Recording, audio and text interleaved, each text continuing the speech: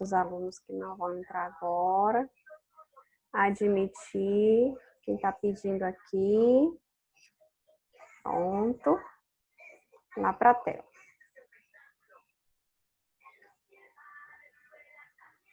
Vamos lá. Gente, hoje nós vamos continuar novamente na dissertação, né? Essa aqui, dissertação argumentativa, né? Texto dissertativo argumentativo. E eu preparei para vocês, dizendo que está uma pessoa aguardando, mas eu já admiti aqui. Eu preparei para vocês o restante do material, é que a gente vai trabalhar algumas expressões referenciais e orientações argumentativas, tá? Então, vamos aqui. Na absoluta maioria dos casos, formas referenciais encerram o valor persuasivo, isto é, têm o poder de orientar o interlocutor no sentido de determinadas conclusões. Portanto, a referenciação, gravem esse termo, tá, gente? Por meio de formas nominais, é um dos mais importantes recursos argumentativos que a língua nos oferece. Assim, a orientação argumentativa, que pode ser realizada apenas por meio do nome núcleo ou pelo acréscimo de modificadores avaliativos, a gente já viu os modificadores na aula anterior, que podem ser positivos ou negativos, evidencia a relação íntima entre formas nominais referenciais e argumentação. Isso porque o emprego de uma forma nominal implica sempre numa escolha de características ou traços do referente que possibilita ao interlocutor construir do referente uma determinada imagem, vê-lo sob um determinado prisma, o que permite a esse interlocutor extrair do texto informações importantes sobre opiniões, crenças e atitudes do seu produtor, de modo a auxiliá-lo na construção do sentido. Quando você lê esse slide, você vai perceber logo que a professora está falando sobre referenciação e sequenciação. Referenciação anafórica e referenciação catafórica. Esse assunto vocês já viram lá no primeiro ano e vamos ver novamente. E também vocês verão esse mesmo assunto lá no terceiro ano. Ai, professora, de novo. Por quê? Porque a dissertação é um texto, o dissertativo argumentativo é um texto que vai perseguir vocês até o final do ensino médio, né? Logo que você entrar para a universidade, lá vocês vão ter contato com o texto dissertativo argumentativo, vão. Mas qual vai ser o tipo? Logo no início do período, vocês vão trabalhar muito com artigo de opinião, que é um texto dissertativo argumentativo, tá? E mais tarde vocês vão para uma dissertação, que é o TCC, que a gente chama de trabalho de conclusão de curso, ok? Vamos adiante. Então, vocês perceberam que aqui nós vamos trabalhar basicamente com uma referenciação. Ela é nominal, por quê? Porque ela vai trabalhar com nomes, né? Ela não vai trabalhar com verbos. Lembra que verbos nós chamamos de ideias nocionais, ideias verbais, tá? E aqui nós vamos trabalhar com nomes.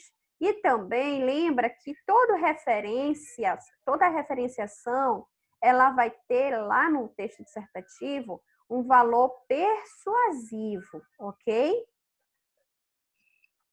Vamos ao exemplo.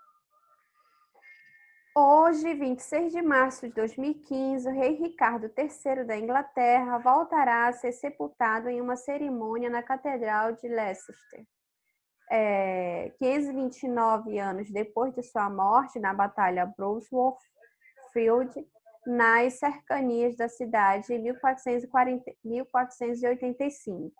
Ricardo III foi o último dos reis medievais ingleses.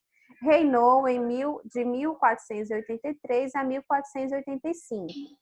Sua morte marcou o fim das Guerras das Rosas entre a Casa de Lancaster, representada por uma rosa vermelha, e a Casa de York, representada por uma rosa branca. Até a rainha Elizabeth escreveu um tributo a Ricardo III. Ele já não é considerado como o venenoso sapo de costas encurvadas, que Shakespeare famosamente descreve em sua peça. Isso agora é encarado como manobra de propaganda do Tudor e tampouco é visto como o verdugo dos dois jovens príncipes encarcerados na Torre de Londres. E não é mais considerado como o rei que tentou fugir do campo de batalha oferecendo meu reino por um cavalo. Mas a história está nos olhos de quem a vê. Vamos adiante. Vocês observaram que algumas partes estão em itálico, né? Por que será, né? Vamos aqui à análise desse exemplo.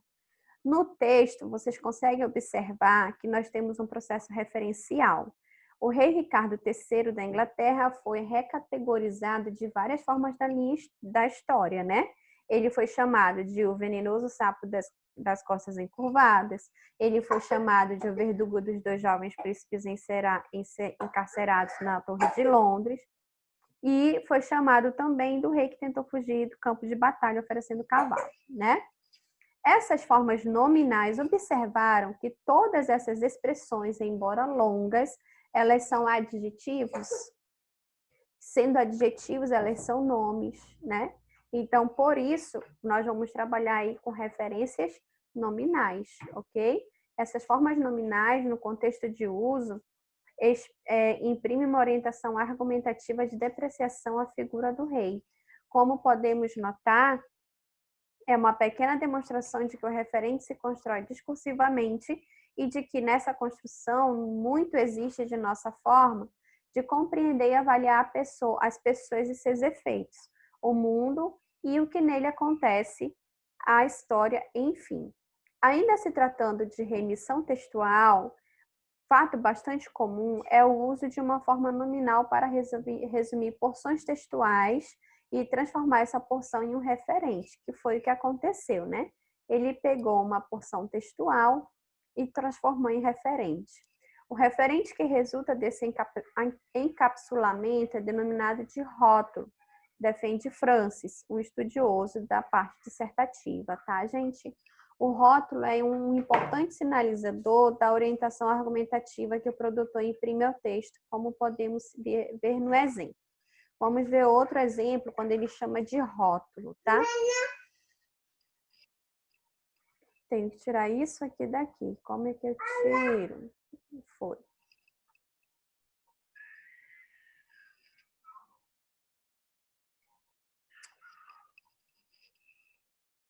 Eu acho que eu... Deixa eu ver se eu andei.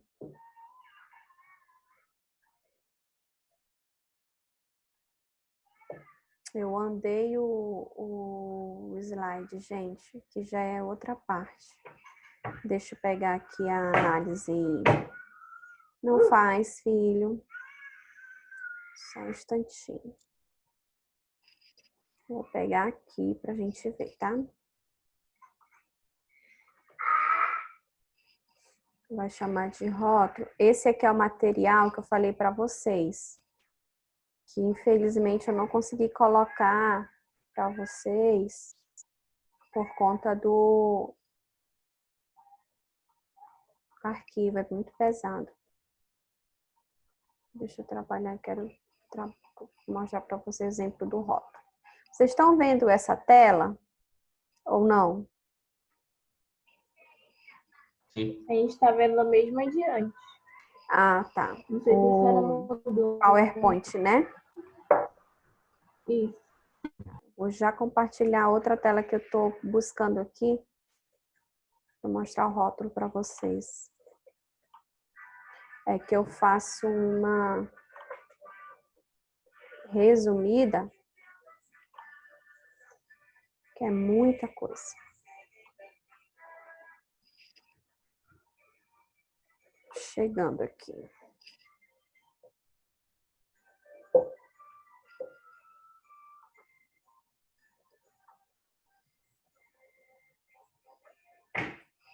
Meu filho, não faz, meu filho, por favor. Tá aqui.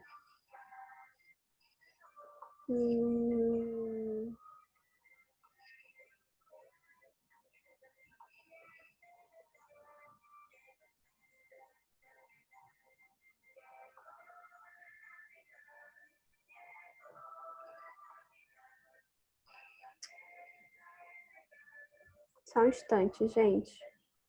Pessoal, até aqui alguma dúvida? Podem falar se tiver alguma dúvida, tá? A professora está procurando aqui, mas eu vou já achar para vocês.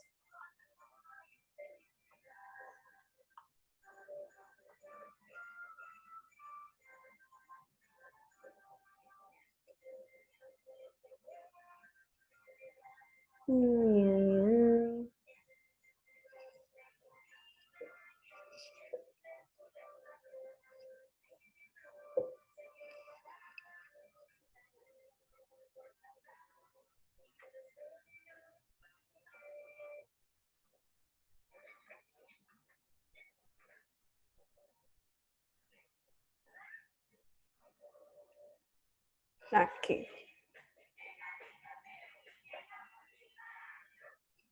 Ah, tá. Entendi.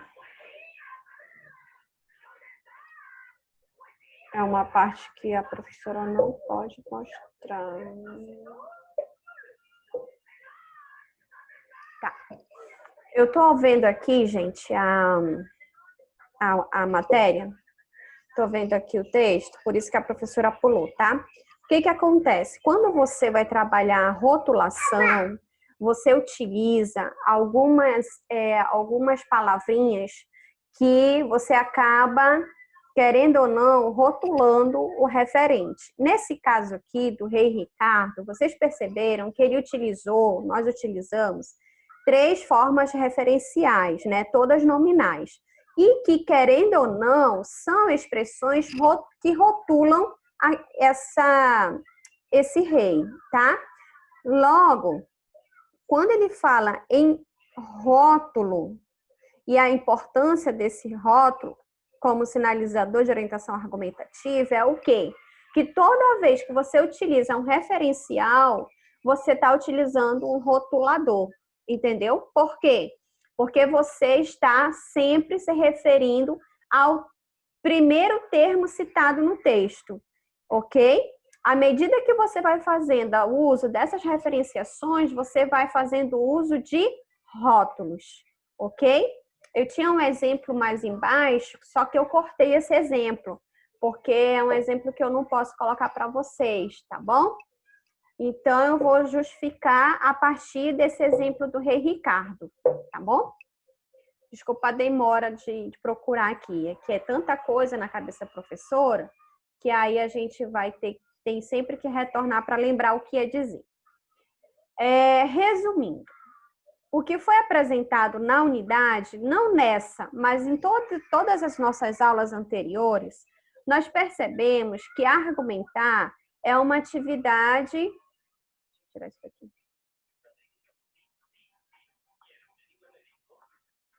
É uma atividade que exige, entre outros, conhecimento e uso dos recursos da língua, né? Como os que foram estudados.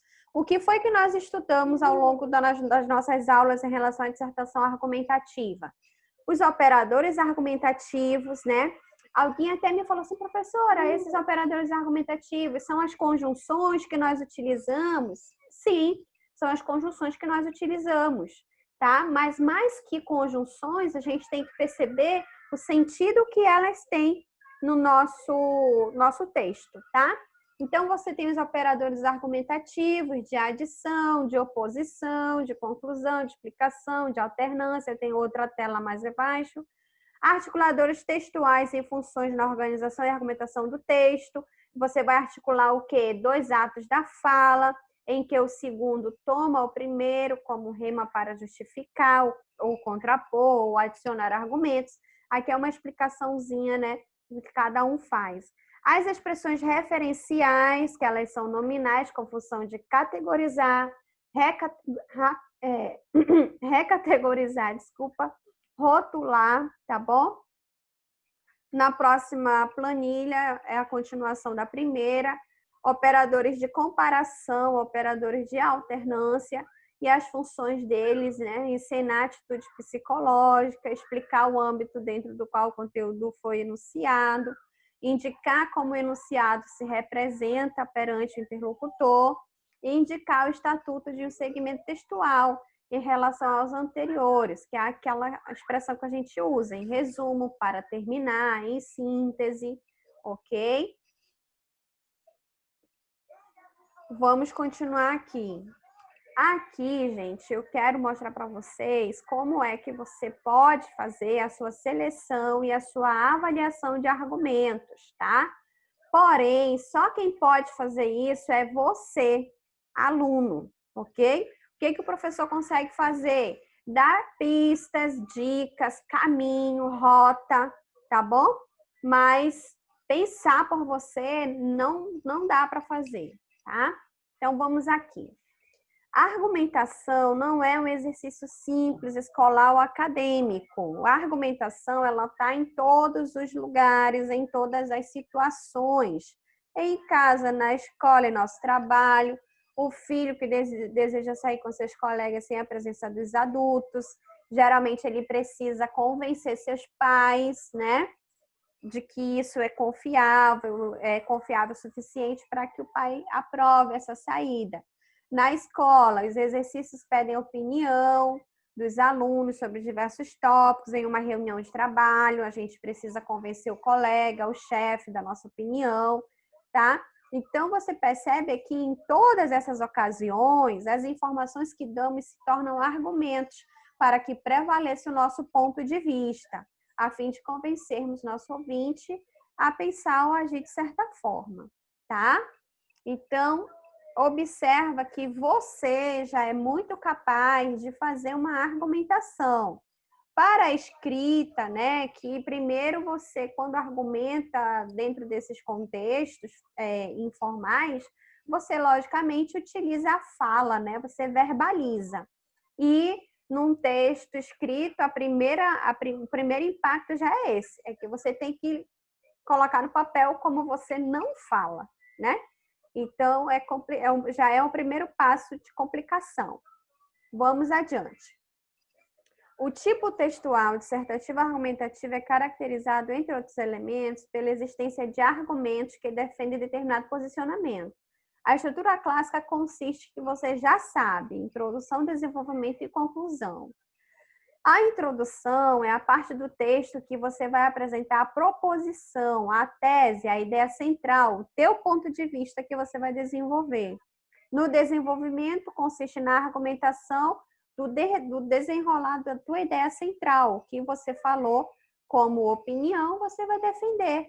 E essa defesa vai vir em forma de argumento.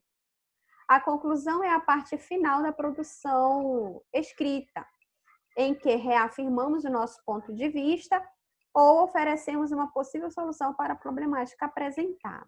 Ok? Vocês sabem que o Enem ele pede sempre uma medida de intervenção, né? Mas há outros vestibulares que pedem apenas uma retomada do texto. Só, gente, que na maioria das vezes, quando você vai fazer uma medida de intervenção, geralmente você acaba fazendo uma retomada e depois a medida. São partes essenciais na produção de um texto argumentativo a escolha do ponto de vista, introdução, a posterior seleção e avaliação dos argumentos que darão suporte ao posicionamento escolhido e as estratégias argumentativas. Antes de pensar sobre os argumentos, devemos, obviamente, selecionar a nossa posição. Qual é a pergunta? Qual o meu ponto de vista? Então, você, por exemplo, tem lá publicidade infantil. Qual é o meu ponto de vista sobre a publicidade infantil? O meu ponto de vista é esse aqui. Então, a partir da definição do seu ponto de vista, você vai coletar argumentos que defendam o seu ponto de vista. Apesar de ser simples, deve guiar todo o processo de produção de determinado texto.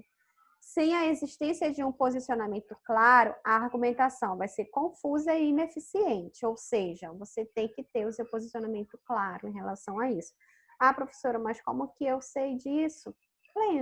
Lendo, se informando, vendo para você qual vai ser a tua postura diante dessa temática social, tá? Ter essa pergunta em mente ao planejar o texto também evita que a redação seja uma mera exposição de informações, ou seja, você não vai cair no erro de apenas transmitir uma informação que muitas vezes essa informação já foi até transmitida e e bem disseminada na sociedade, tá? Estrutura do texto dissertativo, introdução. Em uma situação controlada, na escola, prova de seleção, a temática já é determinada por uma proposta de redação, né? Por exemplo, o Enem. O Enem, ele já traz uma proposta de redação para você. A partir da temática dada, definimos nosso ponto de vista e os argumentos a ele relacionados. Na redação do Exame Nacional de Ensino Médio, que é o Enem, de 2014, por exemplo, o tema foi publicidade infantil em questão no Brasil.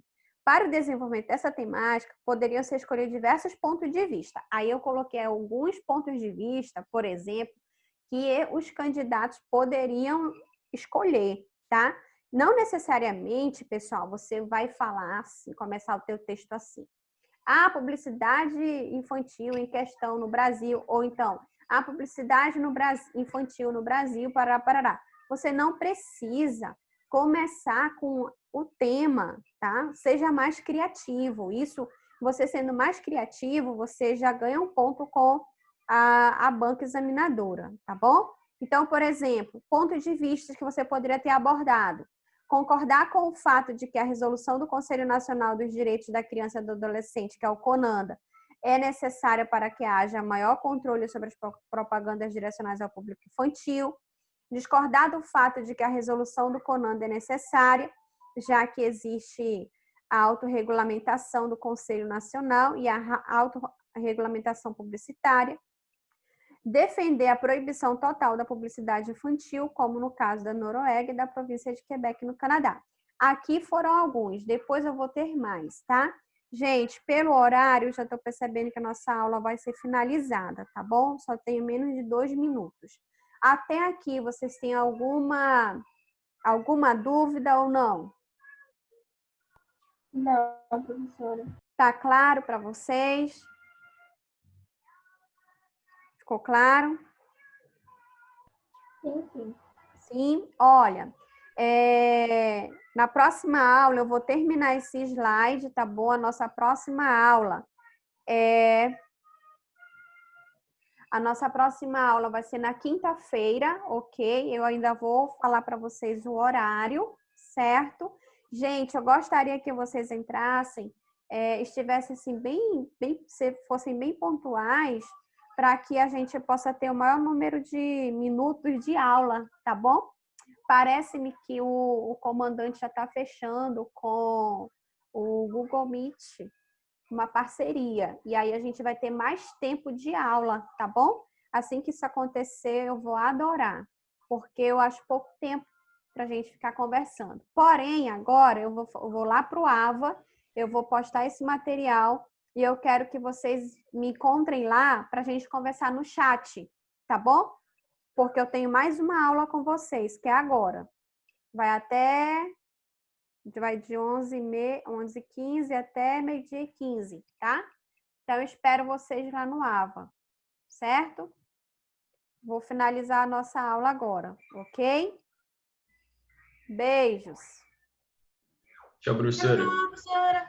Tchau. Vamos se encontrar lá no AVA agora, tá bom? Vai já cair aqui a nossa aula. Tchau. Pausar aqui.